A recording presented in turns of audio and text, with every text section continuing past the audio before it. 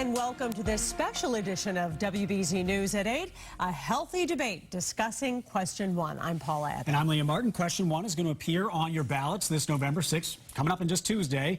The proposal would limit how many patients could be assigned to each registered nurse in Massachusetts. Currently, there are no set limits except for in the ICU. State regulations instead right now call for, quote, sufficient staffing. So here's what Question 1 would actually do. Set mandatory nurse-to-patient limits depending on the hospital unit.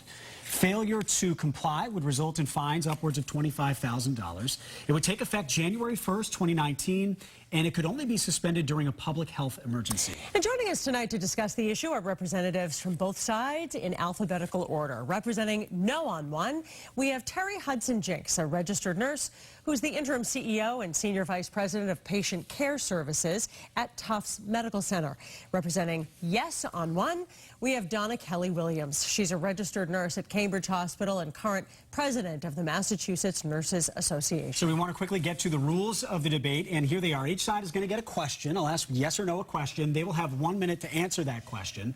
The other side will then get a 45-second rebuttal, and we'll bounce back and forth like that. And we ask, please, no interrupting. We will get to everyone back and forth, and we will keep strict time constraints to get in as many questions as possible. And at the end of the half hour, by the way, both sides will have 1 minute for closing remarks. So let's jump right in. The first question goes to the yes side. Donna, thank you so much for coming in. To both of you, by the way, we really appreciate it. The independent Massachusetts Health Policy Commission just released a study last week projecting that mandated nurse staffing levels could cost between $650 and $950 million a year or so. Do you agree with the results of that study, and is this worth it? So, no, I do not agree with all of the results of that study, but I do want to be very clear. The hospital industry is a $28 billion industry that can well afford to have safe limits in place so that patients in the hospital can be cared for safely. Absolutely, they can afford this. They are choosing not to do this. And we're saying that they need to do that for the safety of all of the patients that are in the hospital. When someone's in the hospital today, you're in there because you're sicker than you've ever been, and you need nursing care. If you need to see a physician, you can go to the office, you can go to a minute clinic. But if you're a patient in the hospital, you're there because you need nursing care. And hospitals can well afford to assure the patients that they're being cared for as safely as possible. Terry, from the no side, your rebuttal to that. I would say that the hospital institution can definitely not afford this ballot initiative, that the Health Policy Commission confirmed what our study showed, and that $900 million every single year going forward is what it would cost to provide care under this ballot initiative. There are 24 organizations in the year 2016, hospitals in Massachusetts, that were losing money. They're on the cusp of closing. It's extremely important that we keep those healthcare organizations open for the patients that they serve. And Terry, that same state study from the Massachusetts Health Policy Commission says that some patient outcomes are improved with more nurses. For instance, shorter hospital stays, lower rates of failure to rescue, fewer pressure ulcers, and fewer infections. So shouldn't we all want those outcomes? Well, I would say that patient outcomes is what we're all about. I've spent my life on quality outcomes in patient care delivery. What's remarkable, and the Health Policy Commission did confirm, is that in California, the only state that has mandated ratios, after 14 years of mandated ratios, they have not seen improvement in quality outcomes. Massachusetts is our leaders in the healthcare business. We our mortality rate is the lowest in the country. Every single other state would love to be able to say that, and mortality is the golden standard for a quality measure. And your response? I'm going to have to disagree with Terry, because study after study has shown that when nurses care for too many patients at one time, bad things happen. And your quality measures, Terry, there's a lot missing in your quality measures, such as the length of time that a patient puts the call light on because they need pain medication, or they need to be comforted, or need any type of nursing intervention. Those are not measurements that your studies have shown, but they're real measurements about the quality of care that we're seeing in hospitals. As a nurse who's been at the bedside for my entire career of 40 years, we've seen the erosion and the lack of being able to respond to the patients because nurses are being required to care for too many patients at one time. Donna, Terry, we do want to get to some questions from some WBZ viewers that we asked for. Sure. And people have been seeing a lot of ads on both sides, especially over the last couple of weeks. Let's take a look. 86%. 86%. 86% of nurses are voting yes on question 1. I've been a nurse in the emergency department for 16 years, and I'm voting no on 1. I'm a mother, and I'm a nurse, and you better believe I'm voting no on 1. So our viewer Carol Krim asks, why do both sides boast that most nurses support them? And because this is a question to each of you, you both have 1 minute to respond. And Donna, let's begin with you. Sure. Part of what you saw there was the 86%, and that was a study that we have done 4 times over the last 5 years, and nurses have told us consistently how important it is to have a safe limit to the number of patients that they're assigned at one time. What we have seen, and the opposition that Terry represents here, the hospital executives, have put in, at the end of this campaign, almost $25 million in opposition to ads just like we just saw there with her colleague from your facility, who's another hospital executive, talking about a lack of care for a child with asthma having trouble breathing. That's horrific to think that at any time, any child, any person having difficulty breathing would have a delay in their opportunity to receive care. The most important thing here is to have a safe limit to the number of patients that a nurse is caring for at one time for their safety. And Terry, what do you say to that? Why both sides say most nurses are with them? Thousands and thousands of nurses are voting no on Tuesday. There are 9 professional nursing organizations in the state of Massachusetts who are in strong opposition, and more nurses are coming forward to say, after they appreciate the unintended consequences of ballot question number 1, that it's wrong for patient care. It sounds like a really good idea. It's not a really good idea. What's going to happen is, due to the limitations in the 6-page law that's been outlined, with restrictions after restrictions and the rigidity, nurses are not going to be able to make decisions that they think are best for patients, and nurses want no part of that. WBUR did a study just a couple of weeks ago, and it showed the vast majority of nurses don't believe that a ballot question is the place to decide how to staff inpatient nurses. Rather, the local organization should do so, and that's safe care. And California's outcomes across the board are not as good as Massachusetts for a reason, and that's because they tie the hands of nurses. We are going to get into the California law. We want to go back to the yes side. Donna, for you, state regulations already call for, quote, sufficient levels of nursing. In fact, California has a nurse staffing law that they passed in 1999, and according to the American Hospital Association, Massachusetts already has higher nurse staffing than California does. So do we even have a problem here that we're trying to fix? We definitely have a problem. And what we have are documentations of nurses who have filled out unsafe staffing forms which document the occurrence of nurses having too many patients at one time. And part of that, and I have reviewed most of those unsafe staffing forms, when a nurse says to their hospital executive that the assignment that they have is posing a risk to that patient, the response that they get from Terry and the other executives is, do the best you can. We don't have anybody to send you. And that is time after time. We've had over 3,000 of those forms filed in the last year. 3,000 of those. Those are nurses that have said, I've been assigned too many patients at one time, and my patients are at risk. Terry, your response to that? I would say, first of all, I'm a nurse. I've been a nurse for 33 years, and we take the voice of nurses extremely seriously.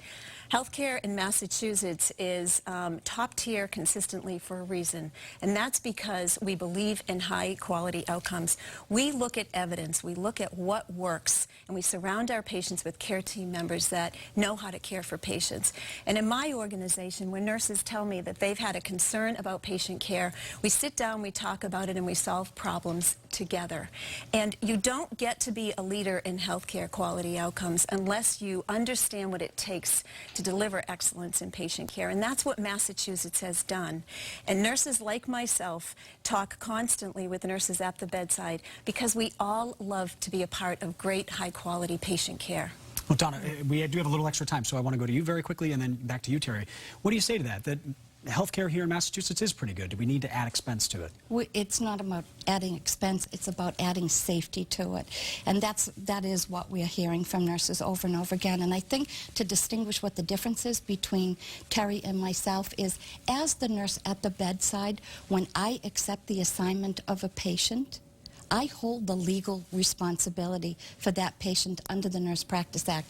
Terry does not. And you can come around and you can talk to me. We've sat on so many of the committees that you've recommended. Nothing has changed. Nothing has changed. Higher number of nurses per patient in Massachusetts than California, greater quality outcomes, and absolutely no evidence that fixed mandated ratios improves quality. That's what the data shows. We will always listen to the feedback of nurses. Nurses are the fundamental backbone of the healthcare system. They're crucial to the quality outcomes. But in Massachusetts, the system we have now is working. Much more still ahead here. Thank you both so much. We'll be right back with some more questions. Send us your tweets and thoughts, by the way, using the hashtag WBZDebate. Don't go away. We'll be back in 60 seconds.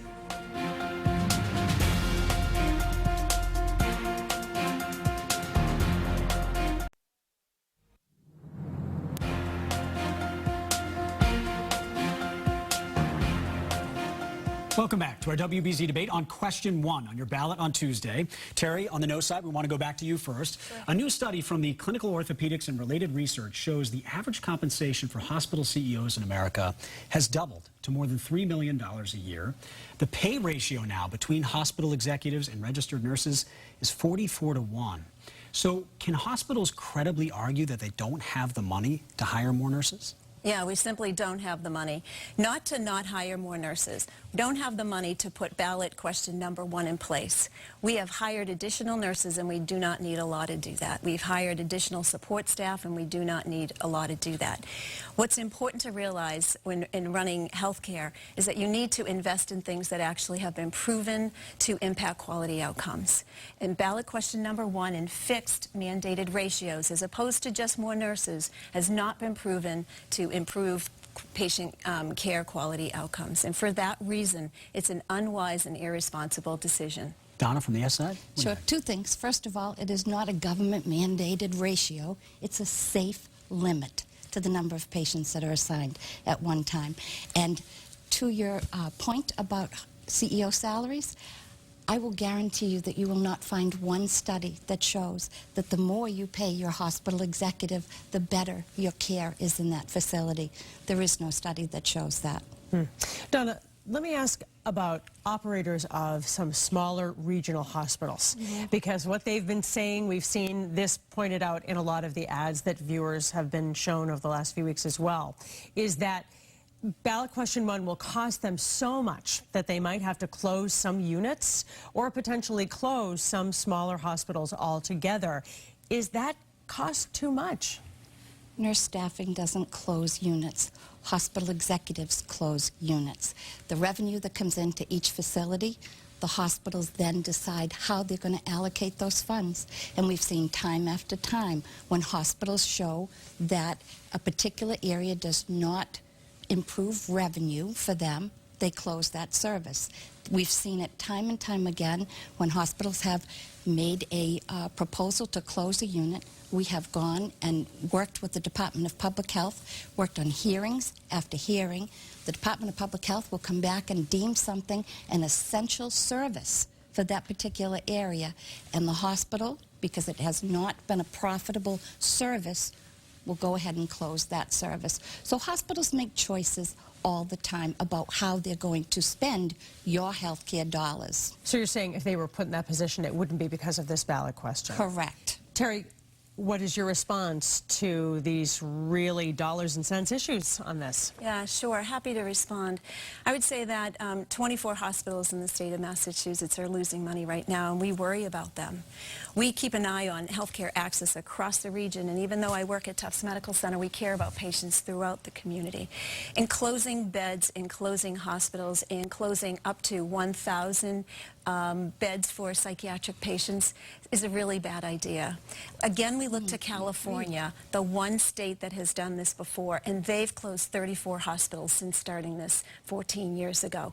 We're not interested in reducing access to health care in Massachusetts. That's not how we've gotten these incredibly great quality outcomes. We want to keep the doors open, and in order to do so, we can't make decisions in spending $900 million, money we just don't have. Well, Terry, the Journal of Emergency Nursing says more nurses means lower wait times at the ER. Your side claims the opposite, that hospital wait times will go up, and some patients could be, in fact, turned away from some emergency rooms. How could more nurses mean lower wait times? So the Emergency Nurses Association and the Massachusetts chapter of Emergency Room Physicians have both come out in a strong no position, and that is because they realize that patients don't come to us in a nice even average. Patients don't come to us with the same needs and nursing needs. We need to be able to have the flexibility in order to care for patients at the bedside. So that the idea is not to have not more nurses. The idea is not to have less nurses. Never the idea. The idea is to have the right amount of nurses to care for the patients we happen to have. Patients are not all the same. Nurses are not all the same. So we can't treat them just by numbers. And what we do in healthcare, and why we have exceptional outcomes, is we manage to change the number of nurses, given not only the number of patients, but how sick they are, and including the technology support the nurses has, the experience level the nurses have, and that's how we've managed to have these exceptional outcomes for patient care. Donna, from the Yes on One side, what do you say? You're absolutely right. Just think about it. More nurses. How could that possibly mean longer wait times? Nurses would be able to address the issue that the patient came in with, would be able to make sure that if that patient is going to be going home, have the adequate time to spend with that patient to ensure they understood their medications, they understood what they'd have to do going home. And if that patient was being admitted to the hospital, they could facilitate getting that patient up to a floor that is also adequately staffed and ready to receive the patient. So we wouldn't have patients lined up in the corridors of the emergency rooms in wheelchairs and in stretchers lining the hallways. We'd have more dignified patient care, and that we would be able to facilitate taking care of those patients in the safest way possible. I can tell you're both reacting to this, so you can have a little more time, and then we'll go back to you as well. Yeah, that's great. Well, first of all, we're all thinking we're going to have more nurses. There's an incredible nursing shortage in New England. We have the least percentage of nurses under 40 and the most percentage of nurses over 50. We cannot keep up with the nurses who are retiring right now. What was a national phenomenon is now a New England phenomenon. So you're banking on having more nurses. We won't have more nurses. We will have less access. There's two parts to the equations, the patients and the nurses. And if this goes through and we don't have the nurses, we're going to be seeing less patients. Donna, what do you say to that, to a nursing shortage? Let me clarify this so I can help you with this, Terry. Massachusetts has more nurses per capita than any other state in the United States, with the exception of one state, which is South Dakota. I don't know how that happened, but in Massachusetts, we graduate between 3,300 and 3,500 nurses every single year. We have the nurses. What we also have is nurses that don't want to work under these conditions. They're terrified for their patients, and they're being assigned too many patients at one time to be able to properly care for their patients the way that we have been trained to do and the way that we're required to do under the Nurse Practice Act. We will jump back into this after the break. Great debate so far. We're going to continue the discussion on the other side of this commercial. Send us your tweets and your thoughts. Use the hashtag WBZDebate. We'll be back right after this.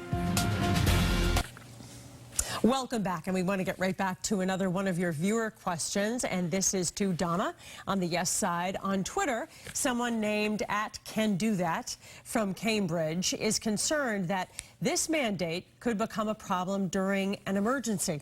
He writes, I have read the full text of the proposed law and see an exemption for a declared state or a federal public health emergency.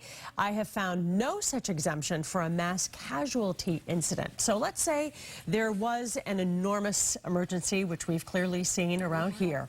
Would we just have these rules thrown out in that moment because you would have an enormous amount of people showing up to the ER? And is there flexibility as this is written in order to do that? So first of all, when you describe an emergency room or department in a hospital, they're set up to take care of emergency situations.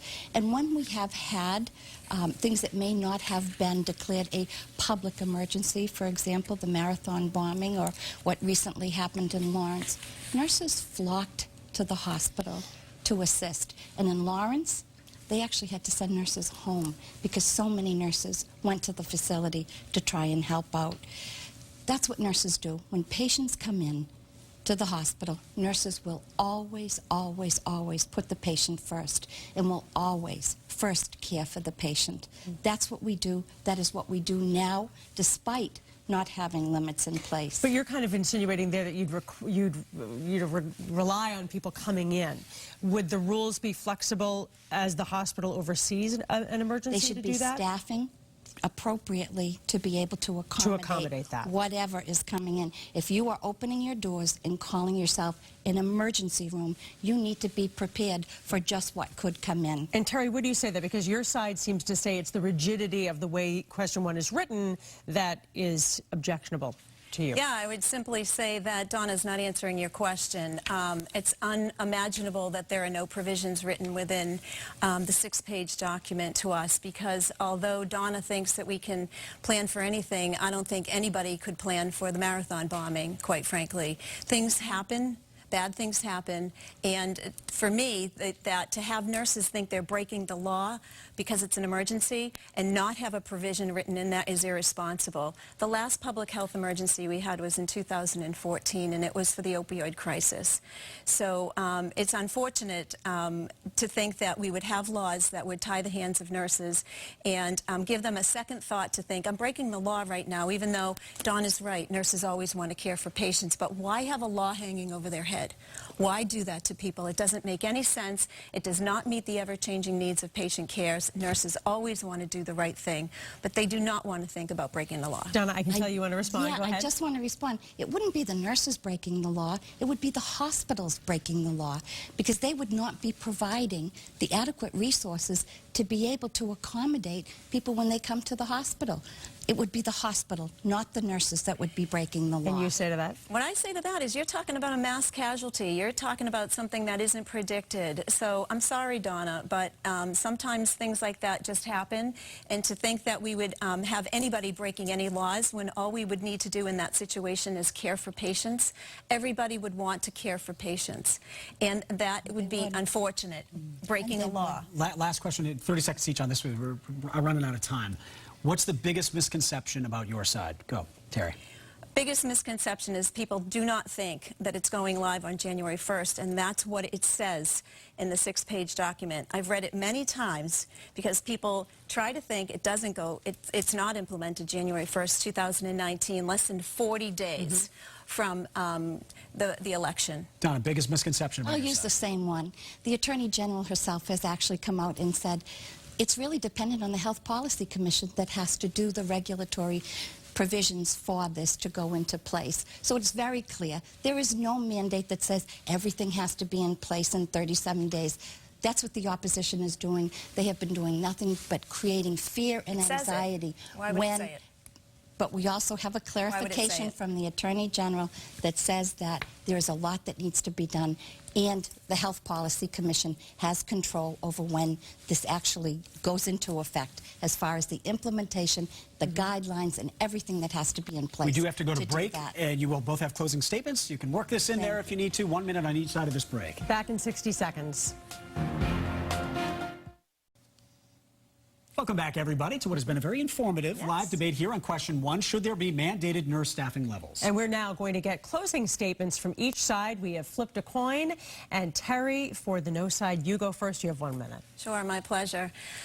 Listen, it is a really important time for voters in Massachusetts to get this right. There's a lot at stake here. I would say it's important to look at the facts, not the emotions, but the facts. We have the best healthcare system in the country.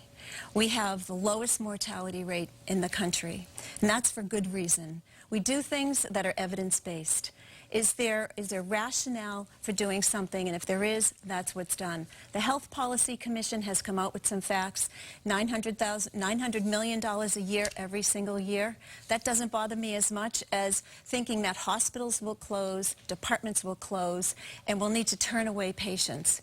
We in Massachusetts have grown accustomed to excellence in healthcare, and that's exactly what our patients need. Vote no and join thousands of nurses and vote no on question 1. Terry, thank you. And now to Donna. Sure. Thank you so much for this opportunity to talk about something that means so much. Right now, there are no limits in any of the hospitals to the number of patients assigned to a registered nurse at one time, except in the intensive care unit. And that was a law that we passed in 2014 to provide the safest care possible for our patients. I cannot stress enough the importance of voting yes on this, because I want you to think about you or your loved one being in the hospital and putting on that call light and waiting for someone to come because you're having trouble breathing or you're in pain. Now picture that the particular nurse may be taking care of 8 other patients, and that's what we're seeing in some of the hospitals today. So the bottom line is, would you want to be one of 4 patients that your nurse is caring for, or one of 8 patients that your nurse is caring for? That's what this ballot question is about. It is about setting a safe limit to the number of patients assigned to a nurse at one time. Please vote yes on question 1. Well, Donna Kelly Williams and Terry Hudson Jinks, thank you so much for coming in. It's been a very informative civil debate. We love that here on WBZ. We appreciate it. Thank you. And thank you all so much for tuning in to this debate. We hope that you will vote. Early voting is now underway in Massachusetts. The final day of early voting is tomorrow, so you can still do it tomorrow. Election day, of course, is Tuesday, November 6th. We're going to have full coverage all that day on TV 38 and WBZ throughout the district. Of course, check with your city or town for your voting location, your polling location on Election Day. Polls open at 7 a.m. and close at 8 p.m. Again, Tuesday, November 6th. Make sure you get out to vote. And that is it for us tonight. And we thank you for joining the WBZ debate on question 1. And as always, of course, tune in to WBZ Channel 4 at 11 for the news there as well. Have a great night, everybody. And again, go vote.